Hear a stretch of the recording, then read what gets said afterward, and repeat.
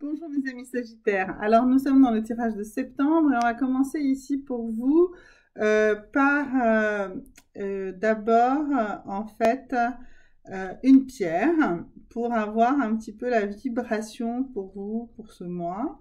Donc la pierre que pour vous ça va être euh, une, une boule de cristal et en fait qui va vous permettre d'avoir en fait d'ouvrir votre troisième œil et d'avoir une vision plus claire de votre intérieur. Donc vous, mes amis Sagittaires, cette année, il faut, enfin cette année, oui, cette rentrée, hein, c'est ça, mais il va falloir vraiment travailler sur votre introspection, sur la connaissance de soi, de votre intérieur. Et avec ça, vous pouvez travailler donc avec du cristal, idéalement en boule, mais ça pourrait être aussi juste un petit amas de cristal. Vous n'êtes pas obligé d'acquérir une boule de cristal tout à coup. En tout cas, tout un travail sur votre troisième œil. Le troisième œil ici, c'est également le sixième chakra.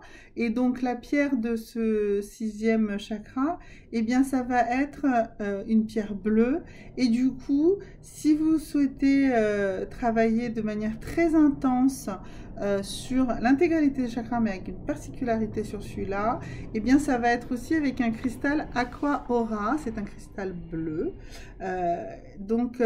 C'est un quartz qui s'enrichit de propriétés de l'or pour produire vraiment une énergie très intense. Donc, il faudra travailler en le posant ici sur le troisième œil. Ça peut être un peu complexe, donc si vous voulez des conseils, vraiment n'hésitez pas à m'en demander en bas des vidéos ou par mail. Je vous répondrai sur comment travailler avec ce cristal Aqua Aura pour travailler vraiment cette introspection et ce travail sur ces énergies intérieures et cette connaissance de soi. Pour ça, il va falloir également travailler beaucoup la méditation. Et du coup, pour vous, je vous demanderai de méditer du coup avec une couleur. Et ça va être l'indigo. Donc l'indigo, il va, comment dire, c'est un bleu mais qui tire sur le pourpre. C'est une couleur qui est riche, sombre et rare à l'état naturel, d'accord? Le pigment indigo est difficile à extraire et donc vous allez travailler euh, avec vraiment vous voyez, comme je disais, c'est un pigment qui est riche, qui est rare, qui est dur à extraire. Et en fait, c'est ça votre personnalité. Vous avez une personnalité riche, vous avez une personnalité rare que vous devez aller piocher là au fond de vous. Donc avec le bleu qui nous amène de la sérénité, vous allez ressortir cette couleur indigo, d'accord? Le bleu clair ici, c'est plutôt le chakra de la gorge et vraiment l'indigo, c'est la couleur ici de ce chakra-là. Donc vous allez avoir à travailler là-dessus avec cette couleur indigo. C'est celle-là que vous allez visualiser lors de vos méditations. D'accord? Trouver des images de choses de couleur indigo où l'indigo est une couleur, donc c'est un bleu très profond, qui est souvent en fait sur des tissus un peu dans les écharpes, les choses comme ça. Donc enveloppez-vous cette année d'indigo, portez des écharpes indigo, portez des tuniques indigo, portez peut-être des pantalons indigo, portez de l'indigo chez vous parce que ça va vraiment vous aider. Ce travail avec la couleur va vous aider à travailler cette introspection de manière permanente et inconsciente, d'accord?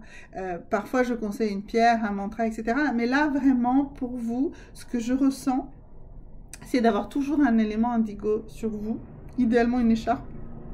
C'est quelque chose que vous allez toucher régulièrement, quelque chose que vous allez prendre.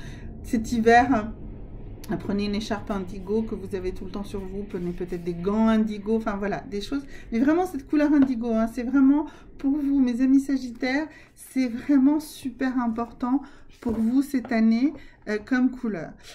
Ce que je ressens pour vous, c'est vraiment beaucoup de besoin d'énergie. Donc on va ici regarder avec les cartes, avec l'oracle des énergies. Quelles sont les énergies que vous allez devoir mettre en avant et ou combattre? On va voir, on va en tirer 3 et ça va nous donner cette capacité à être vraiment dans le fond de votre besoin, vraiment. Je fais tous les signes là en septembre, là on est 1er septembre, mais j'ai absolument, comme souvent d'ailleurs, je ne fais pas un tirage standard pour chacun, je fais vraiment le tirage que je ressens pour chaque signe. Et donc pour vous, mes amis Sagittaires, il y a des énergies importantes. Et donc voilà, ça y est, les 3 énergies sont là. Alors, on a ici l'énergie d'une famille heureuse. Donc, on avait vu, pour vous, mes amis Sagittaires, ce besoin d'avoir cette introspection, mais aussi de vous rendre compte que vous faites partie d'une famille. Alors, que ce soit une famille au sens le plus strict du mot famille, ou d'une famille plus large, d'un groupe, voilà. Mais vraiment, comprenez que vous êtes à l'intérieur d'une famille heureuse et vous en faites partie. Ensuite, ici, nous avons la notion de victoire. Ce mois de septembre va vous apporter beaucoup de victoire, beaucoup de sensations d'accomplissement, de réalisation, de reconnaissance, d'accord?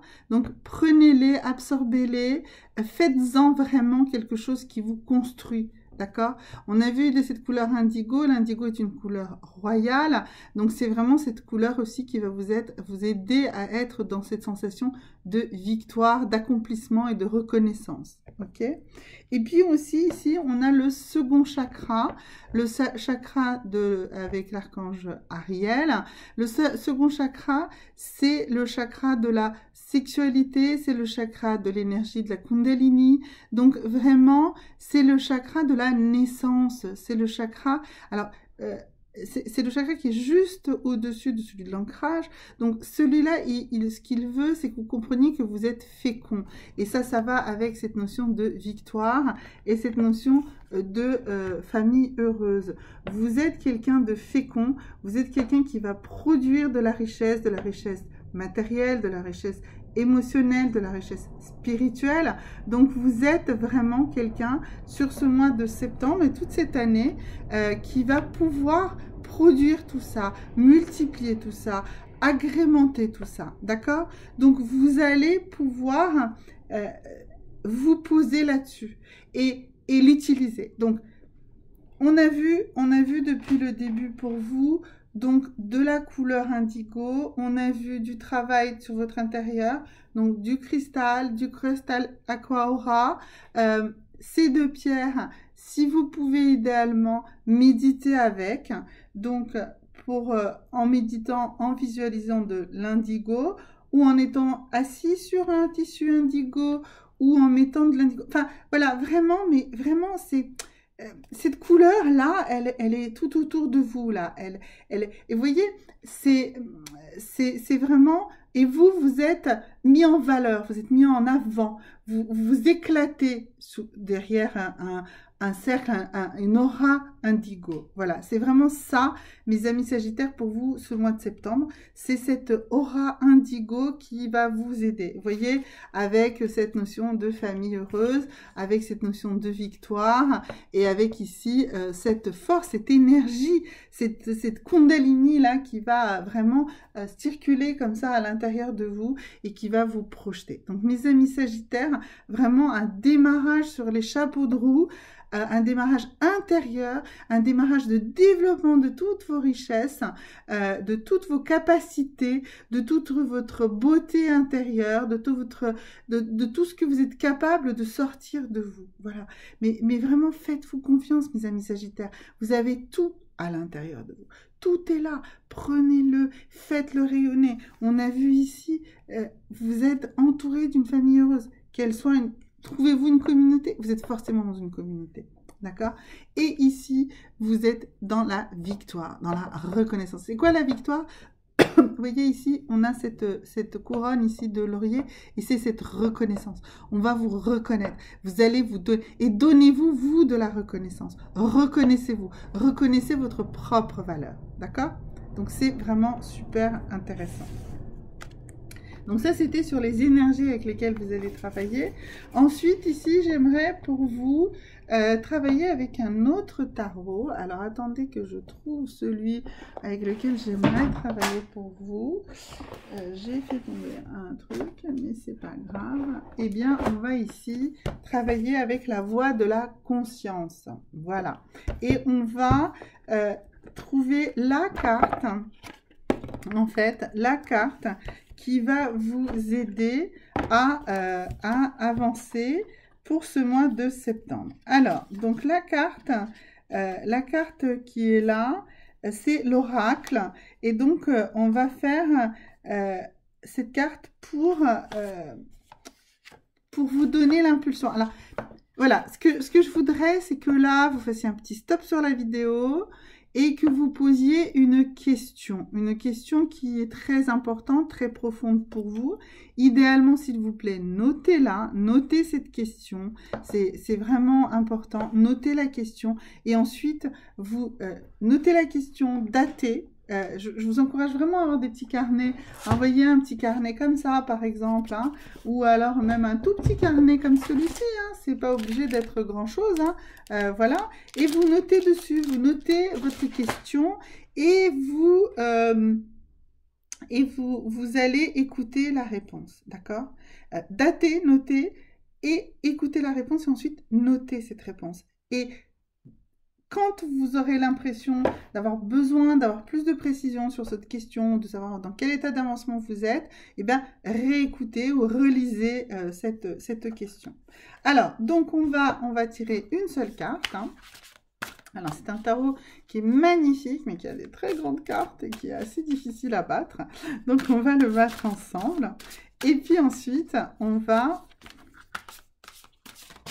regarder. Alors, eh bien, écoutez, c'est une carte magnifique, hein, c'est la carte de l'imagination, elle est dans la voie de l'esprit, donc c'est vraiment une très très belle carte.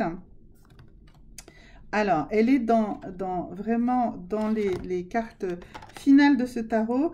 Je vais vraiment prendre la peine de vous la lire réellement et ensuite on la commentera. Enfin, je la commenterai avec mon ressenti, mais je voudrais d'abord vous donner son sens primaire, celui que Marisa Ortolan et Eve Fouquet, mais surtout Marisa Ortolan, puisqu'elle est la principale rédactrice de ces textes et qui est une grande prêtresse du Tantra, a voulu donner à cette carte. Alors, nourrissez votre imagination. Elle est une clé puissante de votre évolution spirituelle. Dans chaque culture, les légendes, les mythes ont construit nos archétypes. Ils sont issus de l'imagination de l'humanité en chemin. Tout rêve se nourrit de l'imagination qui est l'origine de toute création. Elle donne accès à la partie sensible de l'esprit. L'enfance, par son innocence, préserve cette belle voie d'accès à l'irrationnel. L'empêcher de s'épanouir nous réduit à notre caractère cartésien. Lorsque l'imagination alimente la coupure avec la matière, elle éloigne de la réalité. Elle nourrit le mental, elle n'est plus source de vie. L'imaginaire est le langage de l'âme. L'imagination est une porte qui peut ouvrir sur l'ombre ou sur la lumière. C'est un produit de l'inconscient qui révèle une partie cachée de vous. Autorisez votre imaginaire à rêver votre vie. Les pratiques d'éveil de la conscience permettent de guider cet imaginaire vers votre réalisation personnelle. Pour vous guider sur la voie de la conscience, ouvrez-vous à tout ce qui peut fortifier votre imagination et laissez-la vivre en vous. Alors, ça c'est le texte de Marisa Ortolan. Mais moi, ce que je ressens avec cette carte, et une partie de ce texte résonne là-dessus, et même c'est un peu la même quintessence, c'est plutôt ce que nous dirait Byron Katie sur ce sujet. C'est-à-dire que la vie, elle est telle que vous la voulez. Vous êtes maître de votre réalité. Si vous décidez que les choses sont bonnes et positives, elles le seront. C'est repris aussi par d'autres personnes, comme j'ai certainement déjà parlé de Brooke Castillo aussi, je vous en ai certainement déjà parlé. Mais en tout cas, il y a le motif du fait qu'il y a le modèle, pardon. Brooke Castillo nous parle de modèle, Byron Katie nous dit que c'est nous qui créons notre réalité. Et donc, l'idée est celle-là. En fait, si vous voulez, la réalité est la résultante des émotions, de vos émotions. Mais vos émotions sont la résultante de vos pensées. Et vos pensées ici, en l'occurrence, c'est votre imagination. Donc si dehors, là, il pleut, je vais me dire, oh là là, mon Dieu, il pleut, il fait moche, c'est triste, j'ai pas du tout envie de sortir, je vais me tâcher, enfin, c'est horrible, voilà. J'ai pensé, dès le départ, que c'était quelque chose de négatif, et donc j'ai imaginé tout un tas de situations négatives. Et du coup, je me suis créé une réalité négative, d'accord? Si je décide que, au lieu de dire que, oh là là, c'est moche, je me dis, c'est génial, il pleut, ça arrose, on a manqué d'eau dans les nappes phréatiques, ça les remplit, et donc c'est quelque chose de positif, la pluie, je suis heureuse, ça arrose également mes plantes à moi, etc.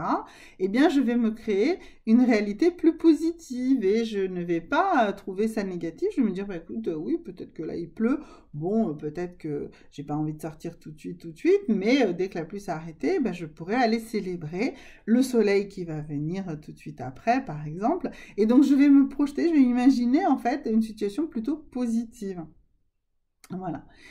C'est comme le fait de s'entendre dire cette année en permanence que oh là là, on a eu un été pluvieux. D'ailleurs, c'est pas tout à fait vrai, ça dépend où vous étiez en France. Et ensuite, même s'il a plu beaucoup dans la région où vous étiez, vous avez certainement pu faire des choses intéressantes, surtout si vous avez pris la peine de vouloir faire ces choses intéressantes. Et si vous avez eu de l'imagination pour contourner la contrainte de la pluie qui a été un peu plus négative peut-être par rapport au fait que vous vouliez bronzer, mais peut-être que vous avez fait d'autres activités qui vous ont rempli d'autant de plaisir et d'autant de joie. D'accord? Voilà mes amis Sagittaires. Alors, une petite excursion bien sûr sur la partie sentimentale, parce que tout le monde l'attend, celle-là aussi bien sûr. Alors, voyons voir pour vous, mes amis Sagittaires. Alors, on va commencer par ceux qui ont envie de rencontrer quelqu'un et de comprendre comment ils vont le ou la rencontrer, cette personne. Alors, comment cette rencontre va se faire? Et bien, pour ça, on va demander ici, pour trouver l'amour de sa vie. Alors, une des raisons pour lesquelles vous avez du mal à rencontrer quelqu'un, c'est parce que vous avez besoin d'être amoureux, vous avez besoin d'avoir un coup de foudre, vous avez besoin d'avoir tout de suite le cœur qui palpite, et vous refusez en fait de créer une relation dans le temps, graduellement, de peut-être avoir d'abord une amitié qui va se transformer en une relation sentimentale solide. Vous voulez de la passion, vous voulez de l'excitation, vous voulez des choses tout de suite, et ensuite, dès que ça retombe, ou si ça n'arrive pas, eh bien, vous n'y allez pas plus loin. Il n'y a pas besoin, en fait, c'est ça qui vous limite. Donnez la chance à d'autres types de relations qui pourront évoluer vers une relation sentimentale stable. Donnez la chance à des relations qui vous paraissent au départ peut-être un peu banal, un peu simple, ou tout simplement juste une amitié importante. Voilà, ne cherchez pas forcément tout de suite un truc de passion, de coup de foudre. C'est ça qui vous joue des tours, et c'est ça qui vous empêche en fait de créer une relation stable, et surtout de faire une rencontre réellement intéressante. Voilà. Ça, c'est pour ceux. Pour ceux qui ont des soucis dans leur couple. Alors, pour vous, on va tirer 2 cartes. On va d'abord tirer une carte pour trouver l'amour de sa vie, pour comprendre pourquoi votre couple, votre relation bat de l'aile. Alors, pour vous... Alors... pour vous, il faut que vous soyez en pleine conscience de ce que vous faites dans votre relation. Vous ne prenez pas conscience de tout ce qui se passe autour de vous. Vous vivez en fait dans une illusion, dans une construction, et c'est pour ça que ça ne va pas. Vous ne voulez pas, vous n'acceptez pas certaines choses, vous les évacuez, vous refusez d'en prendre conscience. Vous refusez de comprendre ce qui se passe. Vous avez des illusions. C'est pour ça que ça ne va pas dans votre couple. Ou alors vous vous êtes menti trop longtemps, ou l'autre vous a menti, vous avez accepté ses mensonges. Ça revient en mer. Alors du coup, voilà, une fois de plus, ce qu'il nous dit, en fait, comment vous allez vous sortir? Ben, vous n'êtes pas responsable des autres. En fait, vous n'êtes pas responsable de ce que fait et du comportement de votre partenaire. Donc arrêtez de culpabiliser, arrêtez de croire que tout est de votre faute. Prenez conscience des choses et agissez en conséquence. Voilà, c'est aussi simple que ça. Oui, c'est ça. Prenez conscience et prenez conscience que vous prenez beaucoup trop de responsabilités. Vous n'êtes pas responsable de ce que font les autres, de ce que fait votre partenaire, de son comportement et de comment il gère cette relation, enfin il ou elle, hein, le partenaire. Voilà. Pour ceux qui sont dans une situation de relation naissante, comment va évoluer cette relation? Eh bien, quelqu'un dans cette relation, alors vous ou l'autre personne, a mis un masque qui n'est pas vraiment, qui en fait a mis un masque pour pouvoir séduire l'autre. Je ne sais pas si c'est vous ou si c'est l'autre, c'est à vous de décider, c'est à vous de voir, c'est à vous d'honnêtement regarder dans votre cœur. Est-ce que c'est vous, est-ce que c'est l'autre? Mais l'un des deux ne montre pas sa vraie personnalité. Et ça, c'est plutôt négatif pour une bonne évolution de cette relation. Voilà, posez-vous les bonnes questions. Voilà mes amis Sagittaires, n'hésitez pas à me poser des questions en commentaire et à très bientôt. Au revoir!